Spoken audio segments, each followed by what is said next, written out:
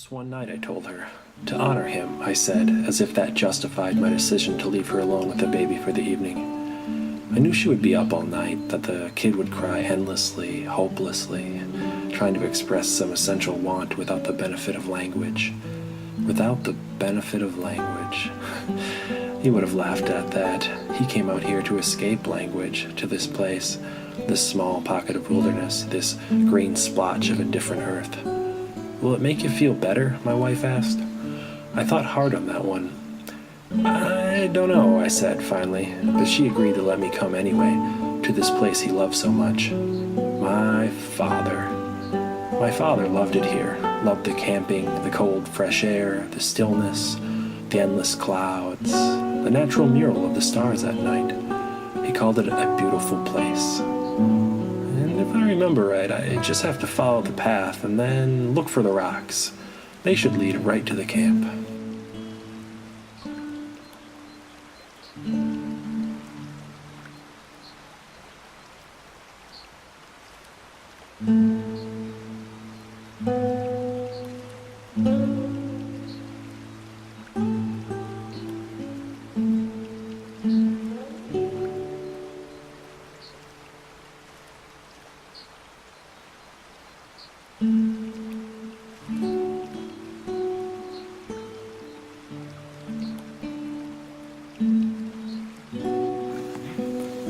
The Great Void, he called it, but he didn't mean it in a bad way. The truth is, I never felt the same. I mean, sure, I feel the Great Void too, but it's different. To me, the void is an indifferent emptiness, a profound hollow, the unspeakable lack of something human. I think to him it was rather the opposite. Instead, the void was brimming, overflowing even, with just so much, I guess you would call it life. But whether out here in this loneliness or back in the city with the reek of civilization and warm bodies, it was all the same to me. You're too much in your own head, he would always tell me. But consider the opposite, I would reply jokingly. Would you rather I were out of my mind?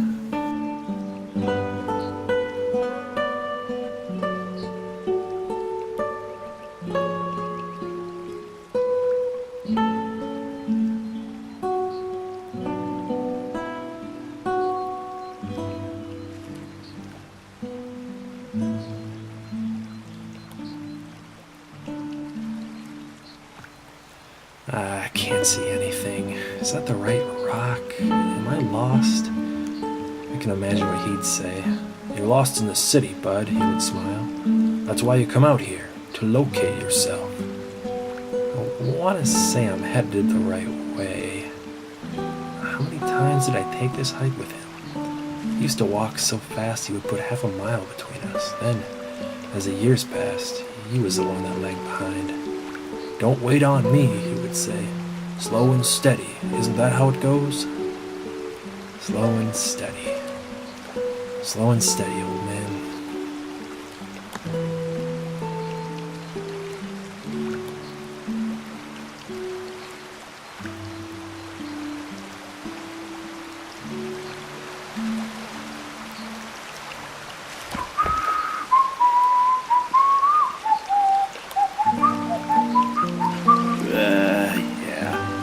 I never could whistle, even after years of him trying to teach me.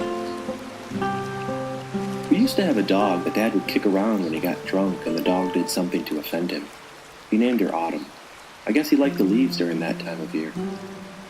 Autumn sometimes got into the garbage, tearing the bags, spreading soiled packaging and potato peels all over the kitchen.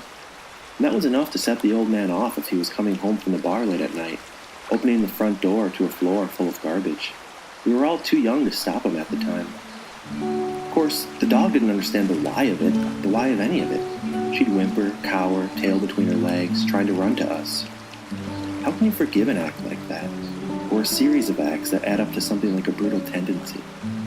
Sure, he loved the dog, loved Autumn. In fact, the first time I remember seeing him openly weep was the day she died of a heart attack. But why do we hurt the ones we love so badly? In the absence of the love we think we deserve, do we hurt those close to us? Not out of punishment, but because forgiveness, or its possibility, is a suitable substitute.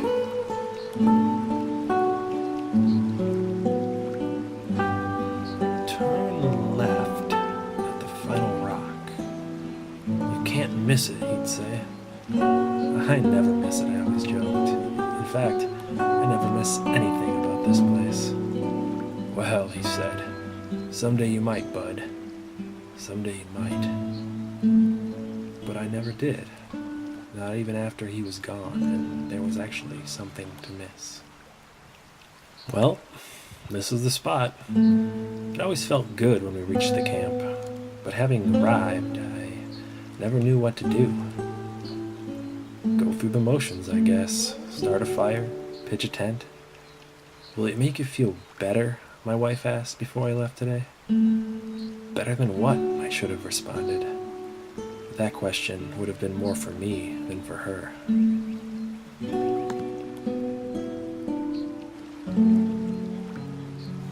Well, that's that. Time to settle in, I guess. It's gonna be a long night.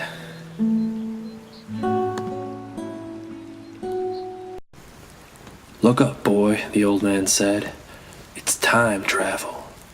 It's the old adage that the light of all the stars we see in the sky is ages old, that what we're really seeing is the imprint of some lost past. Ancient light, in other words.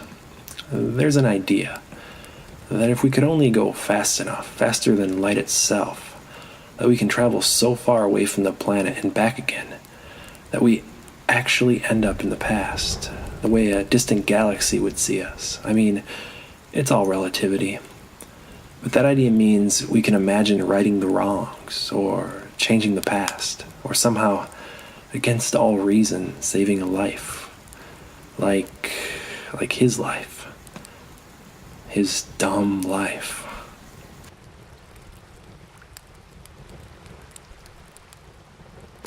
We used to stare up at the stars together. There's nothing that keeps us on this planet, he said, except our lack of imagination. In the dark like this, in the glow of the firelight, my imagination does strange things. I even see him, as real as my hands, or the fists I make with them.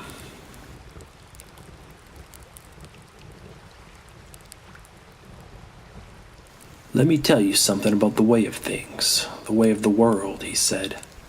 Ain't nothing fair about it, ain't nothing good about it. But we don't have to like it, and we don't have to accept any of its shit. He might have spit after that, or maybe he cried. I don't remember. You're prone to depression, son. You always have been, he said later, us both around this same fire, lit by another log culled from another dead tree. I guess you get that from your mama, he continued. Or from me. He paused for a moment, and then wrinkled his face, dissatisfied with himself, the familiar transition from grief to anger. But that's no excuse, he said. You've always been soft, never embraced what I tried to impart on you. Now, I've not been perfect, not by a long shot. I've hated you kids at times, you and your sisters. I've cheated on your mother, too. Not systematically, mind you, but once or twice over the years. Hell, I'm nobody's saint. I tried to tell him that I didn't know what he was talking about, that I was fine, just fine. And what was he getting at anyway? I ignored his confessions. I'm just trying to tell you something that matters, he said. I guess that's what all those trips here were about. Him trying to pretend to be a wise father, and me pretending to be the eager son. And here, now, what was I pretending to be? This cold darkness, this fire here, this controlled destruction? What was I out here for? For nothing. No, he would probably have said. For everything. The fire crackles, the stars shine soundlessly above, ever-present but untouchable, as if to gloat, like a great eye staring down at all of us, swirling, impossible, unreachable. How are we to compete with that? This peek into the vast past of the cosmos, promising us we will accomplish exactly nothing with our lives. He died a dumb drunk. I hadn't talked to him in 2 years. It wasn't a falling out. It was a falling away. Something that happens over many years in between words. in the interstitial spaces between greetings and farewells. It happens first over drinks, and then it happens between those two. I got a call from my oldest sister. "Dad's dead," she said. "We have to, figure out arrangements." We went through the motions, invited the relevant family, paid for the tombstone, made our eulogies, buried the man. We put him in the ground, dirt on the casket and everything. And that was enough for some people. Enough for my sisters, anyway. Maybe. I don't know. But it wasn't enough for me. And that's why I'm here, by myself, in the dark, in the cold, the warm glow of this fire. Nothing between me and the memory of him. This damn place he loved so much. And me trying so fucking hard to understand why. This stupid place. Why did he love it so much? He loved his woods, his camping, his escape. He did. He loved it more, perhaps, than he ever loved us. And maybe that's why I'm here? Not to feel better, but to feel something. By being in the place that he loved, maybe I thought I could feel a little of what it was like to be loved by him. But I don't feel anything. Just tired. Tired and ready for bed.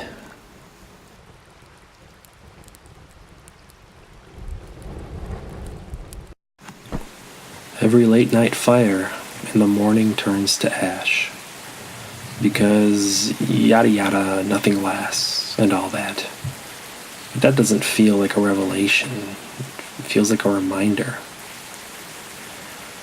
I should head back to the car, down the hill to the rock, turn right, follow the other rocks down the path, all the way to the car. Try not to get lost. Yeah, easier said than done.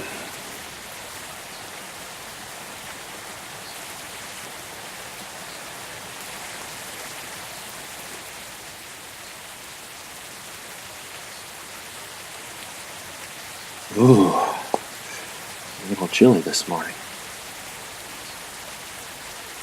And what if when we do things we say are for others, we really do them for ourselves? And then, what if they don't help us either? Hey there, little guy.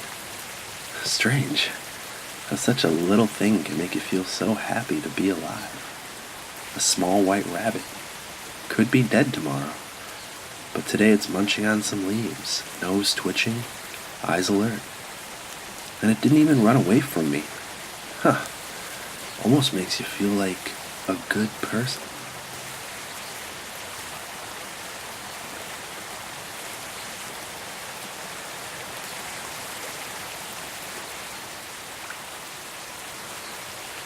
I've heard that people don't realize their parents are people until they are parents themselves.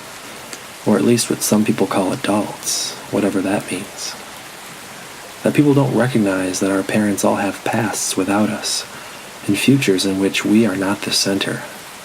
Interior lives, postponed or unrealized dreams, secret fears, scars they never share, memories, trauma. And we'd never know unless you ask. And most people never ask. I know I never did. Is that because we're afraid of the answers we might get? In gaining the human side of our parents, are we afraid we'd lose the mother and father parts? In the eyes we think our parents see us through, are we always children? Or was it that just the way we'd prefer it? I miss Rebecca, my wife, and Ellie, our little girl, and it's not yet been a full day. There are times when Ellie is bawling, inconsolable, or Rebecca is at her wit's end, when work is overwhelming, when the bills pile up, when I feel crushed by everything that together defines my stupid life. That I just want to escape, run away, break all ties, chase the horizon. Times when I want to just give up.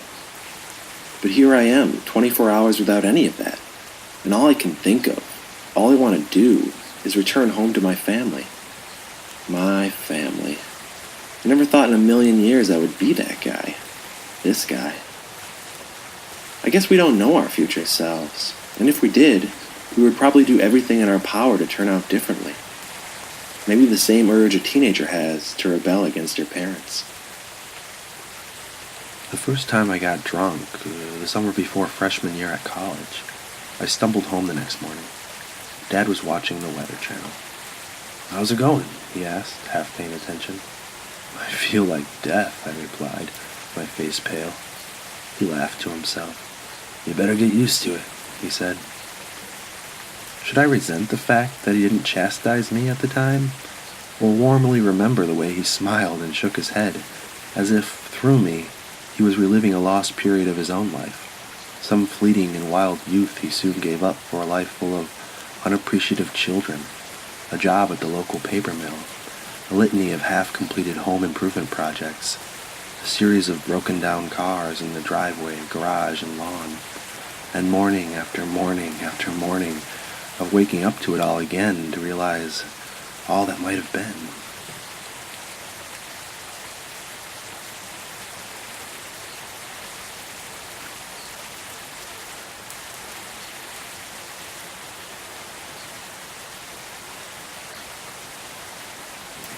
Just one night, I told her. To honor him, I said. Will it make you feel better? My wife asked. I don't know, I said. But that was the before, and here, now, this is the after. If I'm quiet, I can hear the birds that, if not for their songs, would be invisible. Most things here are like that. And maybe it wasn't about me feeling better or feeling anything in particular. Maybe it was about the doing, and now, the having done. Like visiting a gravestone of sorts. Not out of guilt or grief or even love, because sometimes it's none of those things. But just to have visited it, to have stood in the same spot as the dead, to have tried to, even in failure, see through their eyes, and not the eyes you always pretended they saw you through, but their actual eyes, the eyes as warm as distant starlight, like small universes, a vast array of light we can reach for but never touch. You know, it really is a beautiful place.